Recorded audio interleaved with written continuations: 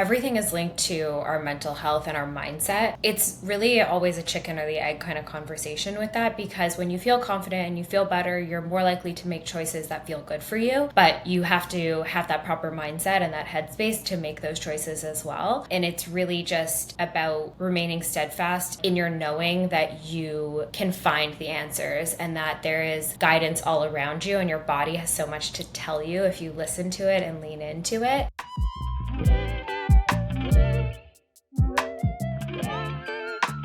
Sam Cutler is a nutrition coach and a health and lifestyle expert who first caught my eye when her video of her menu at her wedding went viral, and not for good reason, which we'll hear about later in this episode. I was immediately drawn to just how vibrant Sam was, and then after looking at her socials and realizing that this was not her starting point, I immediately felt like I wanted to know more about her journey. She's personally overcome her own health struggles and chronic skin conditions, and now helps many other women to do the same through her tips and tricks. And in this episode, we chat about a couple of tangible changes you can make to your daily routine to help yourself to feel more energized and just better right away. And I think that that is a lot of the motivation when it comes to changing our lifestyle habits. If we can get just one or two things to adjust, and then we start to reap those benefits and feel how much better we feel, it gives us the motivation to keep going. So I really love Sam's layered approach, as she calls it, where you just kind of change one or two things, and then over the months and years, you can start layering more and more changes into your lifestyle routine until you feel like you're optimizing. But as she mentions in this episode, it is a process and we're all a work in progress. Tune in because I think you're going to have some notes on this one. So Sam, thank you so much for taking the time out of your schedule to come on today. I know the audience is really excited to hear from you because they got quite a few questions when I mentioned you were coming on. So first, I just want to thank you for sharing your journey because you're so raw and open.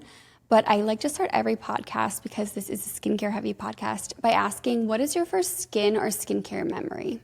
Thank you so much, Amy, for having me. And I feel like my body softened right away when you just said, thank you for being vulnerable. So I want to mention that as well. It's always, you never don't get nervous when you do these things. So of course, it's so nice to just soften in and talk with you and be vulnerable as well, and just kind of embody that energy, which leads right into our first question. It's interesting when I think about my first memory with skincare, because I think as a young girl, you're always just targeted with acne stuff right away. And my original experience with skincare was actually not as a teen, I had some acne, but not as bad of acne as I had as a young adult in my 20s. But I always had acne prone skin. So I think my first experience with skincare is probably really harsh chemicals of trying to get rid of acne, which was probably just normal hormonal puberty type of breakouts here and there. So things like Proactive and really heavy, harsh stuff on our skin is honestly some of my first experience with skincare. And I wish I knew more. And I think I don't have any kids, but if I do have a daughter one day, I'm so excited to educate more on all the other factors that impact our skin and the way we can just do things so much more naturally. The beauty space has changed so much. So that's definitely the first place I kind of was introduced to skincare. It's really why I like having guests like you on the show, because I come from such a clinical and medical background, and the way I treat acne is, I would say, 70 to 80% topical, but in more recent years, there is a lot of emerging data about how diet affects our acne, how lifestyle affects our acne. So of course I like to incorporate that into my education, but I just like the audience to hear from people like you who really kind of took matters into your own hands to understand your body and what you needed, and kind of really changed your health from the inside out. And I'm sure you would agree that sometimes when we take that approach, it's more sustainable, right? Because you understand kind of what's going awry and make the changes that your body is craving. And so for the audience that doesn't already follow you, can you give us a little rundown of kind of what your journey has been like to hear? What were some of the conditions that you were facing, some of the symptoms you were facing, and how did you really turn your life around? And what was your breaking point? What brought you to make those changes? For anyone that doesn't know me, I suffered from a lot of chronic health conditions, many of which leading back to inflammatory responses within the body, which can come out in everybody in different ways. And so one of the things I mentioned quickly is like I had really bad acne in my 20s, and I always refer to it as like severe adult acne because I think adult acne is pretty normal. And I actually remember as a teen hearing about like my older cousins and stuff saying they had worse skin in their 20s and 30s than they did as teens. And I was like, no way, it can't get worse. Like that won't be me. That can't be what happens. But it did for me. And especially as like your hormones regulate and so many different factors and stress and our environment changes.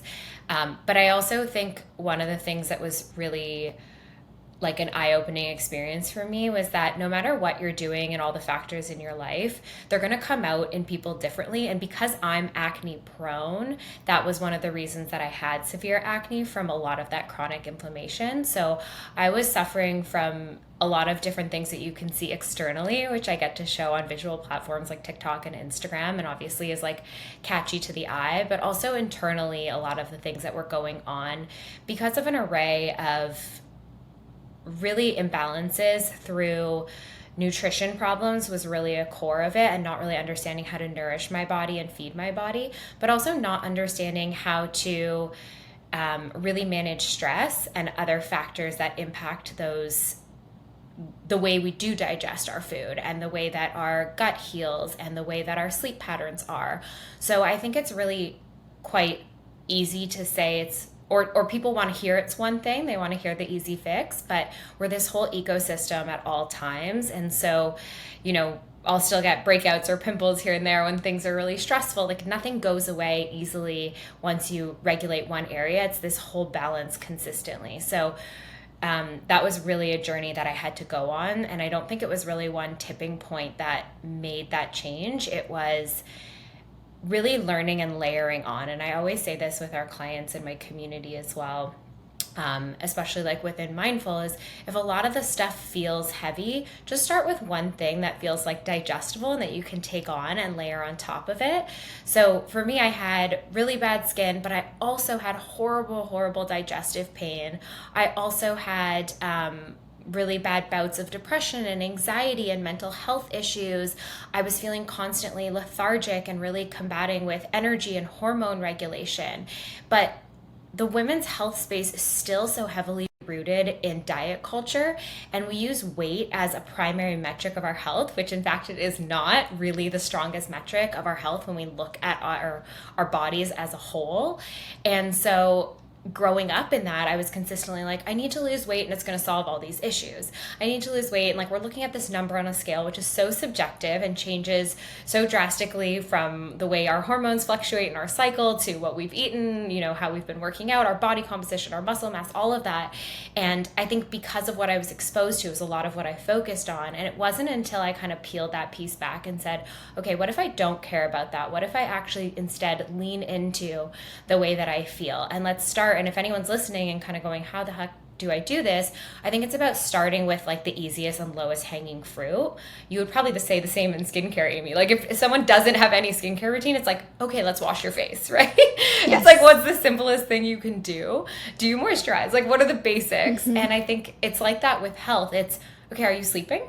Right? Like, what does your sleep pattern look like? Are you hydrating? Because you're doing these things each day and you go, oh yeah, I'm doing them, but you're not really actually bringing intention and mindfulness into them necessarily. So for me, it was all about layering and being conscious and mindful really of all the actions I was taking and how can I layer those on. And then you can get really fun. Once you feel like you have a pattern and a routine, you can get really granular with, okay, it's these specific ingredients. Okay, it's this going on with my gut. Okay, I've learned more about, this area of my life. I run a really like biohack and dive into it. Like you don't need red light therapy yet unless you kind of have a foundation. If you're not washing your face, I'm sure you'll say the same. No red light therapy is going to help you. So it's the same when we think about like health. And I really had to learn that through a lot of trial and error and just pushing away the noise of what was trendy and then also what we were exposed to in diet culture to really hone in on, okay, what do I need for my body? Let's bring it back to the basics and then let's expand from that. Once I'm a master of one area, how do we then, evolve from there? So many people ask me all the time, like, how long does it take? Or how do I get the results you have? Or you do this, how often do you do that? And my response is consistently, how long does what take? Because I'm still doing it, and you're going to still be doing it when you get here. You don't get here and then stop taking care of yourself, right? You only just get more and more refined in what you're doing, and then get, be able to add on and sort of like level up from where you're at. So that was a lot of my journey and kind of the story and the evolution. But I always say I'm still learning consistently, and your body's always changing, so you're never really there. Absolutely. And I echo all of this when it comes to skincare and skin health. So there are so many changes that happen. I was also one of those people who had a terrible acne flare in my mid-20s that I had, some breakouts in my teens, but it got worse in my 20s. I see it all the time in my patients. And to your point, we have to adapt as our body changes, as our skin changes, as our hormones change. And just, I think once you become attuned to listening to your body, or it can apply to your skin, listening to your skin, you're so much better equipped to deal with those highs and lows and to approach them in a way that's sustainable and in a way that doesn't really wreak havoc on your mental health, right? Because those tough times, whether it be acne or whether it be weight gain or you're dealing with some other chronic issue that's really tearing you down, especially if you're not used to dealing with it, it can really wear you down mentally. And did you find that making these changes really helped with your mental headspace too? Yeah, 100%. Everything is linked to our mental health and our mindset. And it's really always a chicken or the egg kind of conversation with that, because when you feel confident and you feel better, you're more likely to make choices that feel good for you. But you have to have that proper mindset and that headspace to make those choices as well. And it's really just about remaining steadfast in your knowing that you can find the answers, and that there is guidance all around you, and your body has so much to tell you if you listen to it and lean into it. It's interesting as you talk about mental health, like one of the things with skin is, and like our face and the way we look, is it's the first thing people see. And whether that's, a lot of people talk also about like, I had a lot of facial inflammation when I had a lot of just body inflammation. I carried it in my face so drastically. And like, I have like a round face, right? I'm naturally going to have that kind of look, especially if I have a lot of inflammation. And it really is hard if you feel like what you're putting out first in front of you don't feel confident with, because it is the first thing people see and the first thing people interact with. And I've always been really transparent talking about, I know you do injectables. And I think that space is so incredible because we give people the option of choice, right? It's not something that people have to do. It's, but we shouldn't shame anyone for doing it, because really at the end of the day, we should be feeling confident in the way that we put ourselves out. And it actually doesn't matter what anybody else thinks or how they judge it. We need to feel good. We need to feel confident. And then that makes us make better choices and allows us to feel empowered to make those choices. And I remember feeling when I had acne, like I would rather cut off the skin on my face than have to go to an event that I was going to where I'd just be like piling on makeup and it's not covering, and then this pimple's popping and blah, blah, like just on and on. And it was so just disassociated from who I wanted to be inside. And it felt like that was the only thing people were going to see. And, for me, that was acne. For so many people, it's eczema or rosacea, or when we talk about with food, it's bloating or feeling like, you hone in on one area of your body that you don't really feel confident in, or maybe it's your hair that won't grow, like whatever it is, we need to really take back control over the choices that we have to feel our best. And we should never be really like shunned for that. I think it's a really empowering experience to understand what's within our control. I mean, you see all these things. It's like the kids in high school now versus the kids then. They just have access to all this information, okay? If we had TikTok, we would be a lot cuter. That's so true. We would have been doing the same thing if we had access to these platforms at that age. That is so true. And so for somebody who's listening who really echoes your experience, maybe they are where you were then, this isn't prescriptive, as we've mentioned, like it's not one size fits all. You really have to understand what your body needs. But what are some of the early things that you, like what's the first thing you did? What's the first change you made that kind of opened your eyes to like, oh, I can actually start to heal some of this on my own? So when I was going through a lot of these changes, I was working a corporate job, but I started my blog on the side, and my blog was just lifestyle. It wasn't really health. And I realized I wanted to get more into health because that's what I was going through. And I started to recognize, okay, this is a lot of the issues that I'm facing. So I became a health coach, but as I was doing that, it was really to learn what was going on inside me, because I kind of knew that it wasn't something like I was going to doctors and trying to figure out what was going on, but people, on a blood work or looking at me in general, you're saying, oh, you're healthy. Like, I don't, right, I'm keeping you alive, and that's a doctor's job. And they're like, you're good. And until you kind of know what you're facing. So I wanted to understand a little bit more. And I remember going into health coaching and them talking about stress right away, and stress and our mind and gut connection, and how important it is to nurture our gut to be able to nurture our mind, and vice versa, which we kind of just touched on. And I think one of the first things, as crazy as it is, and I tell everyone this is like a great place to start, is to think about what factors are impacting your gut, because I really do feel like it's the operating system for truly everything in our body, whether it is external or internal. It really is a place where so much stems from.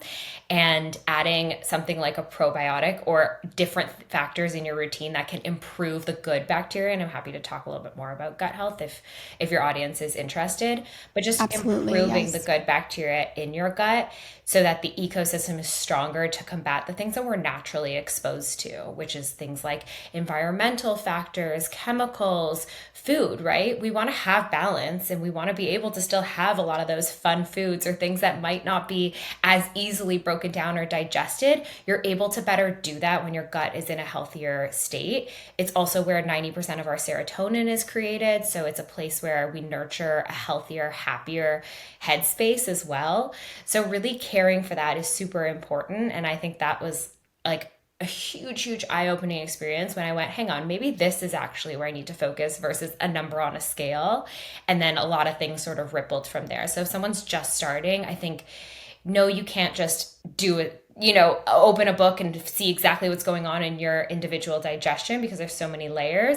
But I would say adding in good bacteria, probiotic, starting a couple different habits that can help nurture a healthy gut, adding in gut fueling foods like fermented foods, kimchi, sauerkraut, into your routine and your diet, leafy greens with lots of prebiotic fibers that feed the good bacteria. That's a really great place to start. And you notice right away different changes in your energy. I mean, for me, it was definitely changes in my skin, and inflammation, just really everything. And then it leads slowly to the mental health piece. So I think that's a great place to lean into. I think that's great advice. And before we go too far into the specifics, I want to touch on something that happened to you and something that you've been really open about. And that's that a video that you made after your wedding went viral. And I'd love to hear your experience with that, what exactly people took issue with, and then how you dealt with that kind of forward facing scrutiny. Yeah, this is such a fascinating topic to always talk about, because I think a lot of creators and people who put themselves out there, businesses as well, get a lot of, like you said, exactly, scrutiny, judgment online, from a lot of people who see like a snippet of their life without really getting the full picture or understanding their story or going along with them. And I think with TikTok, we're exposed to that a lot more because there's so much to discover. Whereas on Instagram, we're taken along with the story a little bit more of people's lives. So exactly as you said, Amy, I had put out a video on after my wedding of what I ate on my wedding day, and that went crazy viral. I think it was really, there was a couple really, really large publications that wrote about it and picked it up and really changed the narrative about what the video actually was, where people saw the article or the caption, right? That kind of clickbait headline that they put out, clicked on the video and right away started trolling me and attacking me instead of actually watching the video or clicking on me to see what I do. Through the course of my learnings, I realized that I was intolerant to gluten and dairy, so I don't eat gluten and dairy. And so I thought that was a great piece of content as a bride who's gluten and dairy intolerant, but I also try to live my healthiest life. So just like, being conscious of the type of alcohol I consume, all these different things. So I really took people with me along my wedding day and shared what I do, which was not unlike any of the other content I share. But some of the headlines were, like starving guests, forcing them to eat certain things. It sounded like the Hunger Games. Honestly, I think someone referred to it as the So Hunger funny. Games, which is kind of funny because our wedding was so lavish and like beautiful. And we had honestly every type of food you could even imagine. I really also, my thing is like, you're the bride. pick, right? Like if you're the bride and the Yep. groom, you guys pick what you want to eat on your wedding day. It shouldn't matter ever, but especially not if you're spending so much money on what you're eating. And of course, having options for guests. But my wedding wasn't all gluten and dairy free. But if it was, okay, so Yeah, were some that's your restaurants, prerogative. right? Like Yes. we had options for everyone. I had gluten-free bread. There was regular bread. Great. But, it's just, I think what I learned from that experience, and to be transparent, and I've talked about this, it was super difficult right after. It was really, really tough for me. You have this, there's a name for it and I kind of forget, but there's definitely this experience where all of a sudden you feel like everybody is talking about you and knows about you. And for me, it only really lasted, I would say, a couple, like 2 weeks or so, until my husband was, really focused on, okay, we need to get out of the house and we need to realize that this is not the reality. When you step on the street, not everyone's going to be yelling at you and telling you how terrible you are. That's really happening on your social. Get off the social and into reality. But you sort of have this misconception of, hang on, millions and millions of people have seen this on all major publications around the entire world, like truly around the world, from Australia to all over Europe, and just really everywhere there was publications about it. And you have this like idea that, oh my gosh, this, I think it was a slow news week. I always laugh about that. I'm like, nothing else is happening. But I just was sort of the victim of that. And I looked at it with, okay, what is my learning here? And what is my like purpose in this moment? And through that, I leaned into a lot of the women coming to me and saying, thank you so much for being vulnerable and for talking about someone who, like, as someone who is gluten and dairy free, or just anyone who chooses to eat differently or wants to eat healthy. Thank you for shedding light on that and not needing to, be different. Like, I am who I am and I walk the walk or walk the talk. I say all the time on social, I'm not going to eat differently on my wedding because of that. And so I began to get so many messages from women saying, oh my gosh, I can never eat at weddings. Like, you inspired me. I completely changed my wedding menu. I've been trying to like really, really lean into satisfying everyone else besides myself. And so I realized there was a much larger conversation. And then it poured in with women who suffer from autoimmune disease, mental health disease. Like, why do they make that change in their diet? Not just necessarily about the choices that they make, or that they maybe have learned they're intolerant to something on a blood test, but why? What is the emotional connection? What is the potential disease they're trying to really mitigate and support? So I realized there was a much larger conversation, which is where I came to build what we now have, Mindful, which is my nutrition health coaching app. And with that, we focus on supporting people through what their individual health needs are, especially through nutrition and all different lifestyle habits, but really, really with the foundation of nutrition, so that there is a place to turn, to have all those fun recipes, to have a community of women around the world, but really just feel like your choices are valid for you and your body is yours to choose and support and nourish. And through that pain, there was sort of a gain in it for me to really see that I can build Mindful. But I do think that a lot of people, and like, had I not had the support of my husband and my family at that time, could really easily be, maybe just say like, I don't want to do this anymore. I don't want to be a creator anymore. I don't want to put myself out and be vulnerable, because it felt for a long time. And it's funny, I think now it's kind of died down. We're almost like a year and a half past it, but I would say I still was getting messages every single day, probably. Like, now it's maybe like once a week, but I was getting probably Wow. messages every day for at least a year at minimum. That is Yeah. crazy. And I mean, that's so taxing. I think of myself and just like how I handle comments and messages. And I'm like one of those people, like, I'd just rather not see it because it ruins my whole day. So I can't imagine having that like really like kind of work its way into your life on a daily basis. Yeah. Well, it's also kind of alarming. Like, who are these people? And that was part of what I went through after it, was the sort of questioning of, okay, is it my barista? Like, is it anyone I'm encountering that's there also on social? Have I walked around this earth thinking people are innately good and kind and loving, and I've mistaken this? So you have this experience where you really do question everything.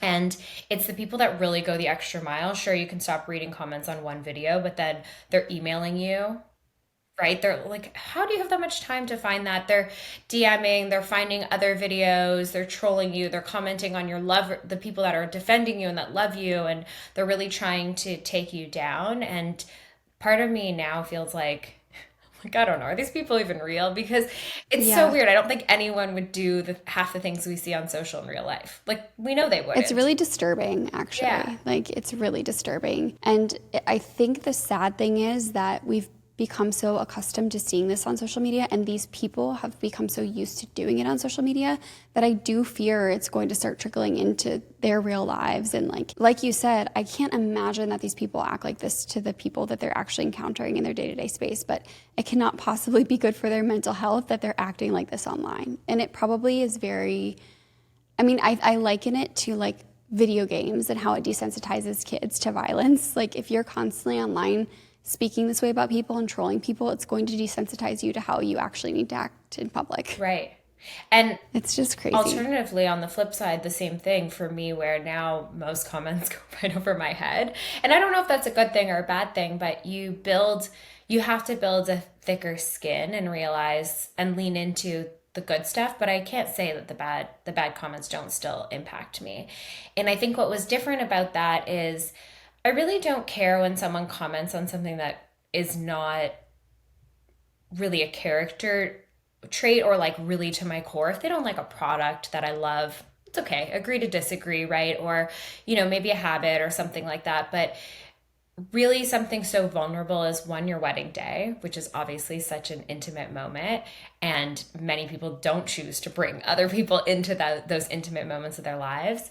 But also something that's like nourishment and food and the foundation of the brand that I had spent years building and the community that I had cultivated it around, to then be questioned for really what I felt was a core piece of who I was, which was really, really different than someone saying, oh my gosh, you look terrible with that haircut or, that outfit on or something. So that just makes you question yourself for a moment. And but yeah, it makes you stronger. It makes your skin thicker. And I think now it takes a lot for me to really get shocked by many comments, but luckily it's not a reality like day to day. I think it's more when we see virality that we experience that. And I do think, and I don't not even think, I know that a lot of this comes from the sadness of the people writing the comments, and it's more so about them, and it's more so about why they're triggered and why what you're doing differently is really a attack on their choices. I think we need to really embrace individuality. And that comes to, like, we preach this with nutrition, right? I can tell you how I eat and I can coach you, but at the end of the day, it's about how all these different ingredients feel. There's science, and we have science-backed information on what's inflammatory, what's not, how different food reacts in the body. But even with science, we're continuously improving and learning more. And I don't think there's any final say that we can say on the way things react to us, because we need to experience them with all the other factors that are going on in our lives. And so to say that everything should be a certain way, or everyone should eat a certain way, or everyone should look a certain way, whatever it is that people are so triggered by, is just, it's not true, and it's not the reality. And we need to embrace our bio individuality and just really lean into that to really thrive and make this world like the beauty that it has to bring. And it's our responsibility to start within ourselves to do that before we can expect others to do it. And unfortunately, so many people are not willing to look inwards. And I think that's the triggering thing. This episode is brought to you by, well, me. Skinthusiast.com is your one-stop shop for all things skin, hair, and beauty. I have countless blog posts to educate you on all the skin concerns and most common skin questions I receive. We also have a complete skincare basics guide on our shop page, as well as the cutest In My Skin era crew necks. If you want to support the show, please head over to skinthusiast.com/shop. And don't forget to rate and review the show wherever you listen to podcasts. Speaking of triggering, I would love to hear your take on this, because what I find with a lot of wellness creators, and I see it myself on the occasions that I do share anything about what I eat or how I eat, somewhere along the line, just eating healthfully and nourishing your body became diet culture. And I'm sure you still probably get a lot of hate when you share certain recipes or things like that. I've mentioned this on the podcast before, but when my daughter turned 1, I shared the cake that I made her that was just like bananas and oats and dressed with like plain Greek yogurt because she hadn't had sugar, and I didn't want her to have this huge cake of sugar, even though it was her birthday. I wanted her to enjoy it, but there's no, she had never had it. She had no need for it, so I didn't want to give it to her. And people just kind of came for me and said I was imposing my own eating issues on my daughter, and it made me so sad because when did, as I mentioned, eating healthfully and feeding our families in a healthful manner become restrictive or diet when in fact we're just eating real food? And it's something that I wonder if you encounter in this space often. Oh my gosh, so much. And I'm sorry you had to go through that. I just think I can't imagine. I feel it consistently with myself, but with your own children and making the choices, it must be even more pressure. And I know I hear from my mom friends all the time, just day to day, there's so much pressure of what are you doing with your kid versus, someone else. So as you said that, I saw my life flash with my future children. I was like, oh boy, my kids are going to be way too healthy. They'll be attacked, I'm sure. But Yes.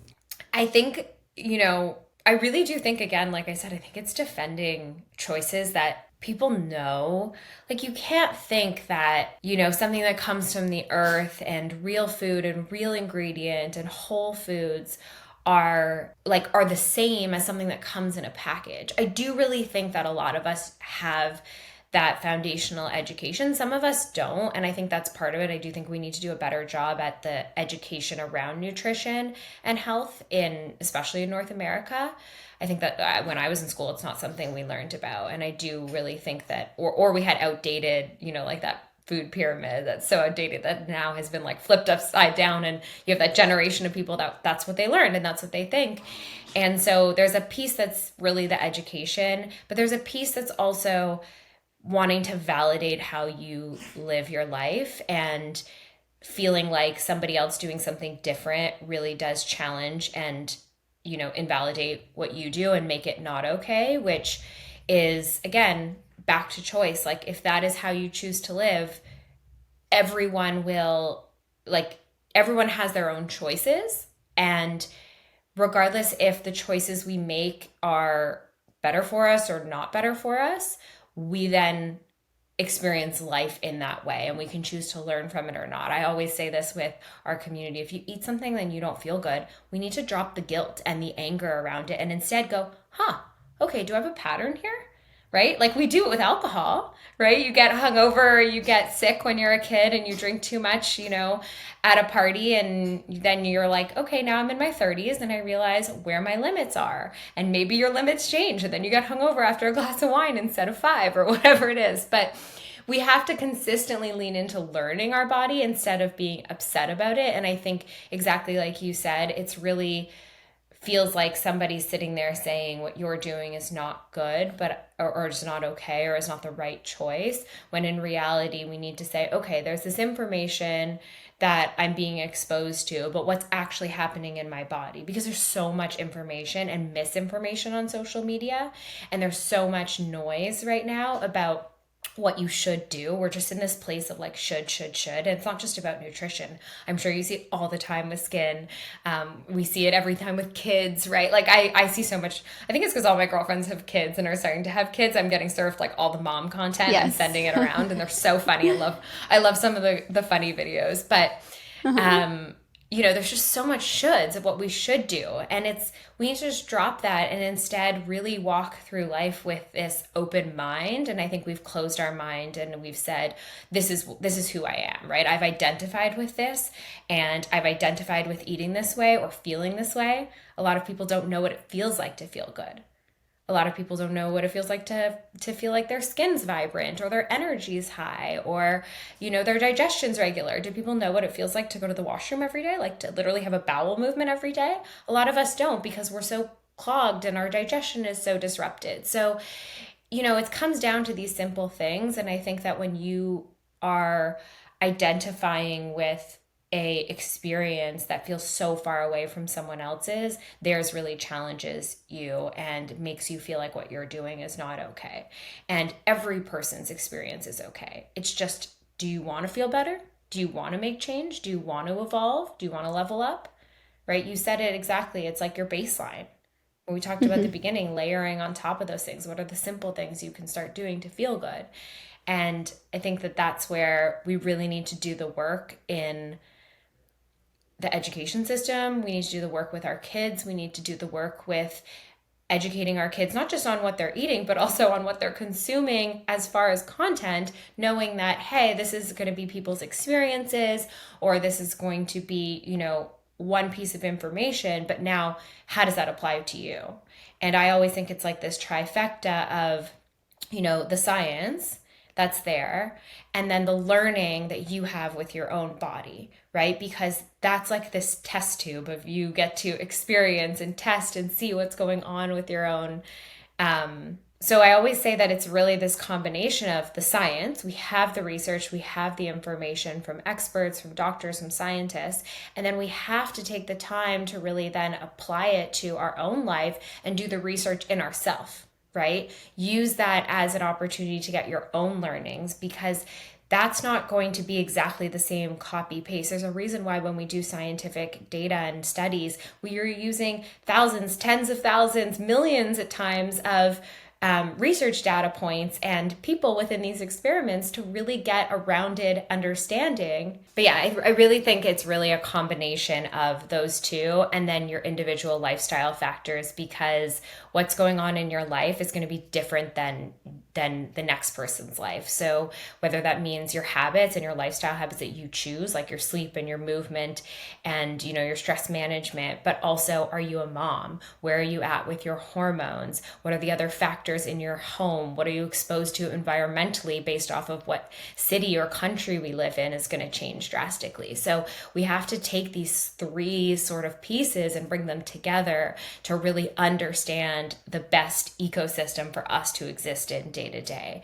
And there's no perfect answer. It's going to evolve because we're going to move to live in a different place. We're going to change, and our hormones are going to drastically change, and day to day they're going to change. So it's about being malleable, flexible, and just moving with it, but like collecting information and data points along the way, so you just get better and better at literally doing life, right?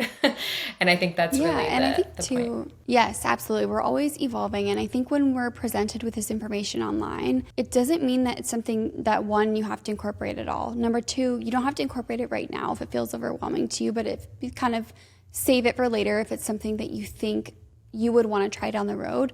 But number three, and this is something I've had to work on myself with a lot the last few years, and I'm not perfect at it, but like understanding why and looking inward when something triggers you. And usually that's like a transformative experience for me, because I can really understand. It always comes back to me, right? My ego, my own issues, my own insecurities that is making me feel a certain way when I see either a piece of content or I see somebody say something. And so just taking the time to sit with that and understand like why I'm feeling that, even if it's not something I'm planning to change right now, just understanding why those feelings are coming up for me. And I feel like that's like a soapboxy thing to say, but I'm coming from a place where I have done it for myself, and it's something that I try to work on. And again, I'm not perfect, but I just think that if we all, when something, instead of writing a comment or even having an angry thought or a nasty thought about something or someone we see, just looking inward and understanding why is that thought coming up, I feel like we would all just grow so much as beings if we could make that a habit. And reframing, like you said it so spot on. I think we need to understand why it's triggering, and then reframing the situation, because sometimes, whether it's in our own home or with our partners, can we see it from a place of love, and why are they expressing what they're saying? Or maybe it's your team and it's your employees, and there's miscommunication. What are they doing? They're trying to show up for you. They're trying to show up for your company. What is your husband doing? They're trying to be there for you, right? Like your kids, maybe they're just trying to explore and understand. So can we have a little bit more empathy towards the angle that other people are coming from? And I think that also helps on the flip side when you're receiving negative comments or judgment, to really just continue to lead with love, and continue to say, I've had people attack me in DMs, in which case, I've just sent love back. And like, honestly, now I've been doing this for 10 years. I've had people come to me years later and say, I'm so sorry. which is crazy. They've apologized for attacking me, or they've come to me and said, I unfollowed you. This happened a lot during the pandemic. I unfollowed you because I was really triggered, and now you've helped me so much. And that is crazy to see, right? Yes, of course, I'm sure I've evolved and my content's evolved, but they've really done the work. And they've really said, oh, I need this now, right? I need this to support me. I'm ready to take a look into what's happening inside my mind, inside my body, inside my gut, and really evolve here instead of feeling triggered. And I really do think that we can all get to that place, but we have to open our minds. Absolutely. And not be too hard on yourself when you're on that journey. Just understanding, this is for the people who are taking it internally and not, attacking people online. Of course, that's never okay. But for the person who's, watching content and they do need to unfollow for a little bit, taking a step back and, like I said earlier, just understanding, like, yes, I would like to live a life like this, but right now I need to take some time for myself before I pursue this or pursue that, or really start working in this area specifically, and not being too hard on yourself for taking that time if you're not totally ready to make that leap. Absolutely. I just did a post where it was about reflecting on how you've been, how you've cared for yourself this summer to show up for yourself in the fall. And talking about this sort of transitional period, I'm like, it's the Sunday of the season, right? What do you do on Sunday? Well, if you're really focused on your optimization of the week, you're meal prepping, you're doing your groceries, you're setting your home up for success, right? You're hopefully going to bed early, maybe planning out your week. You're doing all these things so that you can have optimal performance in your week, whether it's as a mom, as a CEO, whatever that is, as a student. And so I think when we're in between these transitional periods, it's exactly like, you can refer to it as the time between summer and fall, or maybe for each individual, it's the time between when they're ready to start blooming and flourishing into the next version of themselves. Take that reflective time, put in the work, and be conscious and mindful and progress with intention so that you can actually see the benefits. Because if you just go, and this happened to me actually when I left corporate and went, okay, I'm so burnt out, I have all of these negative, side effects happening, I don't really know what's going on, I'm going to talk about health, I'm going to get into health, I'm going to become a health coach, I'm going to become a certified fitness instructor, all these things that I did that were like these band-aids in a way, without actually looking internally. And then I got into this really bad Pilates accident and I had to slow down, and I was just forced to really slow down. And I went, oh my gosh, this is the universe, because I was copy pasting, right? Change the word, corporate workspace to self-employed in the fitness world or whatever it is. And it was the same outlook that I was bringing. So if we don't do that work internally to be able to evolve, and yes, sometimes that's unfollowing, sometimes that's just turning off digital and social and getting into nature. And it doesn't necessarily need to happen overnight. It can be a season or a chapter. Take it for what it is and lean into it. But we spend our time trying to control the narrative and control our emotions and control our body, instead of saying, okay, what is it telling me, right? And that can get really granular to like, okay, I can't work out today. I need to slow down. My body's exhausted, or maybe I have my period, or whatever you need to lean into, to the mega of where you at with work, where you at with like the bigger picture of life and the trajectory of you, and how you serve. Wow, I did not expect to get this deep in this episode. So I really, really appreciate your insight here. I think it's so helpful just to understand that while this journey, like your health journey, is about making these tangible steps and these changes to your lifestyle, it's so much more inward than we might expect in the beginning. So thank you for sharing all that. And I do want to get to a couple more tangible tips if someone's listening to this episode. We talked about gut health and incorporating fermented foods. What's like one or two other easy things, whether it be diet, other habits, or even exercise, that someone can incorporate to just like start feeling better soon? Yeah, the easiest thing, and I feel like a broken record when I say this, but walking. It is free. It is accessible for most of us who have, willing and able bodies. I just think it's this magical thing that we're given, that we can move our bodies and we can do, I always say, like intentional walking. If you want to put on ankle weights, and you want to do a brisk walk, and you want to get your heart rate up, like that's most of the cardio that I do, really. And besides that, I do more lower intensity or weightlifting and such. But I really do think it's something that is accessible for everybody. And no matter where you're at with your health journey, just starting somewhere with it, because it's there and it's accessible, especially while the weather is nicer. If you live somewhere like we fortunately do, where it's nice all the time, Yes. It's really just something that you can do. I think that's a great tip. And also, if you are in a place where you're combating a health condition, it's something that's really gentle as well. It's as gentle as you make it. So if you are dealing with, or even obesity or some type of, health condition, it's really a place where you can start and be gentle on your body.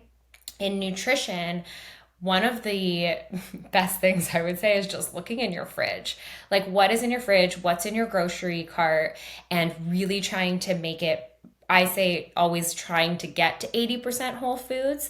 So if you're right now at, and again, this is about leveling up slowly and just evolving, but if right now it looks like 80% processed foods and 20% whole foods, then can you get it to, 70%, processed food, like just lowering it down so that it's starting to teeter more and more, but looking at what we're actually buying. And it is quite simple. It's just about looking at, does this come from the earth? Is this a one ingredient unmodified food? And that's really how I classify 80-20. Sometimes there's people on social that talk about, 80% good, 20% bad, or whatever, sugary stuff or all of that. And I don't love those terms of good and bad. I don't like to kind of box stuff in. I just think, okay, if we have things that come from the earth and they're whole nourishing ingredients, whether that's lean protein and chicken or whatever it is, to leafy greens, and then the 20% gets to be whatever you want. For me, that's gluten and dairy free because I don't eat those two ingredients. I'm intolerant to it, and I think a lot of us are reactive to it, but I think that's more of a I don't think that's something you need to necessarily focus on right away. But it's same thing with, sugar as well, processed sugar. Like all this information that we hear, just try to get to 80-20, where you're eating mostly whole foods. And then another hack I think people can take away that's really simple is starting to ingredient prep if they're not ready for meal prep. So on Sundays or whenever you want, whenever it works in your schedule, I love a Sunday because I like to prep for the week and I have a busy work week. Just ingredient prepping a couple things. So if you don't have time to make full salads and pre-making pastas and all that stuff before the week starts, can you hard boil a bunch of eggs so that you have easy things to reach for as a snack? Can you chop up some of your veggies? I always pre-make my rice and my quinoa for the week so that my dinners are not taking 50 minutes, because sometimes the rice itself takes 40 minutes, but the rest of it actually takes 10. So if your rice is made, your meal now takes 10 minutes. So there's a lot of things that make it more accessible to eat healthy and just have these easy things in our fridge ready to go and these whole ingredients ready to go, especially if you have kids. Like, stock your fridge with it, and then you can involve them in the cooking process because your meal doesn't take 50 minutes. It's really kind of assembling. We always love that at Mindful. We're always like, it's assembling meals, It's just so much easier once you have the heavy lifting out of the way, and maybe meal prep a couple things that are a little bit more time consuming, like if you have overnight oats or chia bowls or something that takes a little bit longer to prep. I just think it takes away decision fatigue. We're all so exhausted. We have so much going on in our life. And so when we think about getting into healthier options and healthier lifestyle and these choices, it's about making it the easiest choice to reach for. But there's so many things that are free and accessible, right? Like increasing our water intake, getting a little bit more sleep. If you're somebody that's lacking in sleep, set your alarm to wake up, 20 minutes earlier, and set your alarm to go to bed 20 minutes earlier or 30 minutes earlier. So just, slowly making changes because your body adapts to it over time, but reaching for some of the stuff that's free and accessible. You don't have to go and buy all the supplements and do all the programs and join the gym. And, we spend so much time in the, what do they call it? It's like the busy work instead of the doing, or like the actual making it happen. It's like, we see it all the time with entrepreneurs as well. It's the doing, it's the setting up the bank account and getting the site that never ends up going live, and, setting up the plan, but you never actually take action on the plan. You can spend all day making lists, but if you don't check the things off on your list, nothing's actually progressing. So I think it's really about slowly doing the things that you can actually do to make it a little bit easier. Yeah, I agree completely. I don't meal prep, but one thing I do after the farmer's market is wash and cut my vegetables, because by the time the end of the day comes, I'm exhausted. If I'm going to have to chop the broccoli and the asparagus, I'm not going to do it. So if it's already chopped and I can just throw it in the oven with some olive oil, it's so much easier for me to pick the better option. So I love that you mentioned just like even if you're not meal prepping, just prepping some of the ingredients so it's easy for you to do later. And we did have some followers who are also dairy free. So what's a go-to snack for you right now? Like what's one snack that you're making over and over that's healthy, nutritious, that we can kind of have in our back pocket?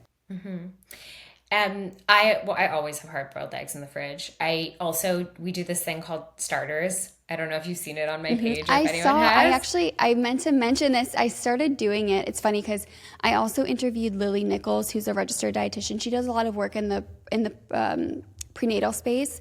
And I was telling her, I'm like, I feel like I have all areas of my nutrition down except I have a really hard time eating in the morning. Like I don't want to eat first thing. Like if I could have my way, I wouldn't eat till noon. But I know that like for women and for those who are in their preconception phase, it's not the best. And I'm like, how do I get myself to eat? And then I saw one of your videos about how you eat something small in the morning. And I was like, oh my gosh, this is genius. So I've been doing either a couple Brazil nuts or a hard-boiled egg before I have my coffee. And it's made such a difference. Huge. It's such a game changer, especially, if you're having caffeine, you'll notice a difference right away. If you're sensitive to caffeine, I am even sensitive to like a matcha. I'm hypersensitive to it. So having a little bit of protein or healthy fats or something in your system before you actually consume it is huge. But it's basically, if anyone's listening and they don't know what it is, it's pretty much like a snack for before your breakfast. So we have these in every single day on our meal plans, but of course, some people combine them because they like to eat their full big meal when they wake up in the morning. But I always have a hard-boiled egg is usually mine, maybe a green juice if I'm not going to a workout. But if I am going to a workout early in the morning, I'll have that. I'll have, like you said, a handful of nuts. I love almonds. If that sounds a little boring, you want something more exciting, some almond butter and banana, like something easy and not too much that you can digest it if you are going to a workout, which I love because I used to always have that sort of internal conversation with, okay, well, I can't have a full protein smoothie because I'm not digested and I feel full and I want to just get to the gym, get it over with, or else I won't do it. And then you don't do it because you're waiting to digest in this whole cycle. So, or you work out on an empty stomach and then you feel really depleted. So just that little bit in the morning is like, I would say the first kind of snack, and I usually have one of those. But easy in the fridge, I love to do protein balls. I always prep these throughout before in the week. We have a bunch of different recipes for them. They're so easy. You can also make the same base and then just change the ingredients. You can put protein powder, dates, even banana, nuts, whatever, just something easy. Have fun with it. If you have a food processor, they're really easy to just kind of like do up and then roll into and put them in the fridge. So that's something. I mean, I'm a big hummus girl. I like a protein snack. So if I can have hummus and veggies, pre-cutting it up on the Sunday, having it ready in the fridge, exactly like you said, Amy, and having that ready to go. I also have gotten really, really into egg bites. So I have this recipe. This is on our Mindful page. It's not in the app. So if you guys are interested, you can get it, or we can link it here. And they're kimchi egg bites. Yeah, they're kimchi egg bites. They are so good. I think I just made this recipe up and didn't even realize this is one of our fan favorites, and I make them almost every week, I would say. And we have a couple other egg bites that are coming. Actually, they'll be out when this comes out. So we have a bunch of other egg bites as well on the site. And so you can really it's eggs and ingredients. You're popping them in your baking tin like you would a muffin. You're putting them in the oven. They're taking 15 minutes and you have a bunch of them for your week. And so we always have those in our fridge ready to go. But yeah, the kimchi egg bites are they're actually hard to keep in our house. Sometimes I have to tell my husband not to eat them all so that I have them for snacks throughout the week. But those are such an easy one. You can have a couple of them if you're having them for breakfast, or one or two, whatever, for snacks. And those are something really easy. And I also love part of my 20, I know you had a question about dairy free, but part of my 20 is dairy free cheeses. There are great options out there. So we add those into the egg bites, even into crackers and cheese and dairy-free cheese or whatever. So there's a lot more options now than there was. And so I think with less junk in them. Some of them still Yeah. have, and every now and then it's not any different than a lot of other like processed things, and you just say this is the piece that I'm having, and it's a little bit more processed. But we're seeing a lot of options now that when you're looking at the actual ingredient, there's like 5 or 6 instead of 15, so that's a little bit more of an improvement. Are there a couple brands you would recommend for dairy-free cheese or other dairy-free products that you like? Yeah. My favorite dairy-free milk is called Elmhurst. They actually Oh, yeah, I have love Elmhurst. Elmhurst. It's the greatest. They have 2-ingredient cashew milk, which is my go-to. It's super fatty and froths really well, and it's just like it's nutty. And then you don't have all the added oils and preservatives and such. And they'll just add the nuts in the water, maybe some sea salt and such. And they have oat milk as well, but an oat milk without seed oils. So if you prefer that, there's that option. As far as dairy-free cheeses, I have a couple. It always depends on the cheese, but I really like Violife. That's one of my favorites. And there's also, surprisingly or not, the cheese from Trader Joe's, the feta is really, really good. So if you're a feta fan, their feta is really good. It's salty, and I'm like, my mom's Greek, so I'm half Greek. And so feta's like I'm one of half those Greek things too. that was, are you? Oh my gosh, I love that. Yeah, my dad is Greek. That's awesome. Together we make one Greek. Yes. I feel like that was one of the hardest things for me, is just not being able to have feta. And I have a high standard, so it's pretty good, the one from Trader Joe's. And it's like, I think it's mostly potato starch is the base. So you're really not getting as many, preservatives and chemicals and stuff in it. So yeah, I'm always on the lookout, but I don't know if you have other brands. We're always on the lookout for No, those are great ones. tips. I was vegetarian for a while and also dairy free. I'm not anymore, but that was always a challenge for me, was finding dairy free like cheeses and mostly cheese. Honestly, everything else was pretty easy to come by, but that was always difficult for me. So I was just curious because we did have quite a few listeners who are dairy free that piped in. So those are some good tips for them. So what's new? What's next for Mindful? What's coming down the pipeline for you? Anything we should be looking out for? Yeah, so when this episode airs, we'll have just released our new meal prep program, which we're so excited about. We've never done that before. So all of our recipes are pretty simple, but we lean more into ingredient prep. So for the first time ever, we have a new program coming that's all about ingredient and meal prep. And it's just in time to support people through the fall and the holiday, like their really, really busy time, where it's so important to just have easy stuff. So I love that you asked about like, what can you have in your fridge? How can you have different ingredients to just make things easy? I think decision fatigue is one of the things that stresses us out the most and really restricts us from our other areas of our life and takes away our time from our family and our work. So that's something we're really excited to support people on. And it's not just about nutrition in all of our programs. We lean into a lot of mindfulness and coaching. You can hear from the way I'm talking. We're really heavy in just exploring your body and coaching and changing the habits and changing your mindset. And so that's a lot of the program, as well as building that routine around just making things simpler, saving time and money. And so that's going to be coming out. We have a bunch of new programs that are consistently coming out. So throughout the fall, we have a lot of our new recipes for holidays, Thanksgiving, Christmas. I just like to make all the fun foods a easier, healthier option. As someone who's gluten and dairy free, it's really hard to find options that actually taste good or have the same texture. So we have existing recipes on the website, but we're going to be adding more, from like our pumpkin cinnamon buns, just easy things that you don't feel like you're missing out on some of your favorite stuff. So that's consistent for fall. And then for the new year, we always have a really big new program coming out. So I'm excited with that one as well. Oh, that's awesome. I'm really excited to dive in and try some of your recipes with my daughter. She loves to help, so I like love to do stuff with her. So I'm going to dive into some of your recipes and try to get on the meal planning train. You're inspiring me to like prep and meal plan on Sunday a little bit better to set myself up for a better week. And I always like to end the podcast asking, if you could tell your younger self one thing, what would it be? I think, oh gosh, there's so many things I would tell her. I would say that just quiet the noise and listen inwards. I think it took me a lot of time to learn that.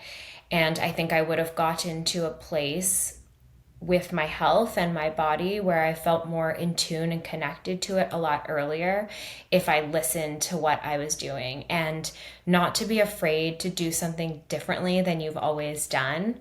When we're younger, we're really controlled in what we're exposed to. We go from school right into the workforce and we're consistently told what to do and how to do it. And that creates a lot of fear around doing things differently. And what I mean by that is if what you're doing doesn't feel like it's working, to not be afraid to try something new just because someone else or society or, a system is telling you that's the way it's done. I think that that's something it took a while for me to understand, that the way I experience it is going to be so different than everyone else. And so if I can do a combination of that, learn from myself, learn from my experiences, and just be curious about doing things differently. Like on Mindful, we don't give measurements. And so obviously if it's baking or something along those lines, we do. But when we talk about, or if it's a sauce or whatever, we'll tell you. But if it's, making your food, like I said, it's always a lot of food combining, and we lean into meal prep or ingredient prep. We don't give the amounts because you're going to eat differently today than you are tomorrow.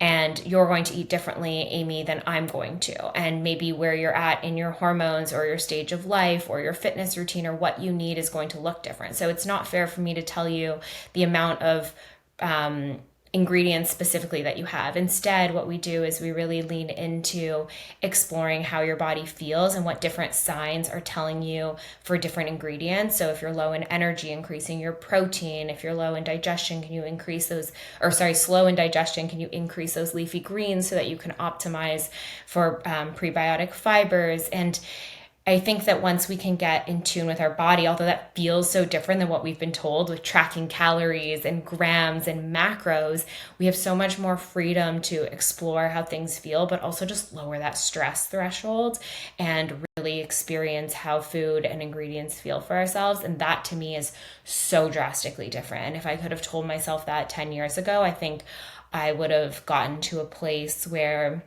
I was in a flow with my body so much earlier, and that would have transpired into all the different areas of my life, and really just self-love and giving myself that space to exist as who I am and be able to love other people and share that with other people, and instead of just being told consistently what we need to do. So that kind of comes back to that social also of the shoulds and everybody kind of telling us what we need to do, just coming back to our body and exploring, okay, sure, they've been telling me what to do, or I'm trying to reach and grab for information here and there and everywhere, and these leaders that I think are helping me, but in reality, I'm just repeating the same thing that hasn't been working. So not being afraid to try something that's different because you want different results. If what you've been doing doesn't feel right for you, it's because you're repeating that pattern oftentimes. So that's really what I would shake my 23-year-old self and say 10 years later, to just, you're yourself and there's no cookie cutter recipe, and just trying, something that looks a little different.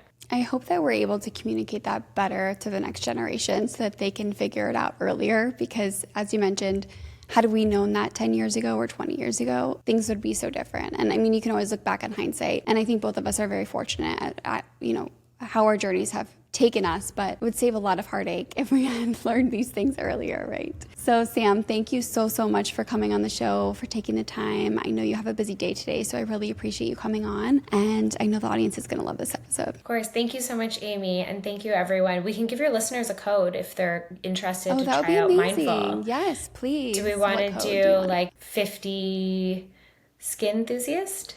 Does that work? Sure, we can do 50% off your first well, month, and they can jump on Mindful, give it a try, and hopefully put into action some of the stuff we've talked about. I love that. I'm going to use the code myself and try it, because I'm sold. I'm excited to delve into it a little bit. So we'll leave that below for everybody who wants to click through and try it too. Thank you. Amazing. Thank you. I had so much fun chatting with Sam today, and I cannot wait to make those kimchi egg bites that she mentioned. I'm going to leave the link to the recipe below, along with a code that she generously gave us for all of us to try out her app. I already signed up using the code myself. If you implement any of Sam's tips, be sure you let me know. And also, if this episode resonated with you, please share it to your stories and tag me. I'll be picking a few listeners to send a little goodie box to as a thank you. And as always, I will talk to you next week, Skin Enthusiasts.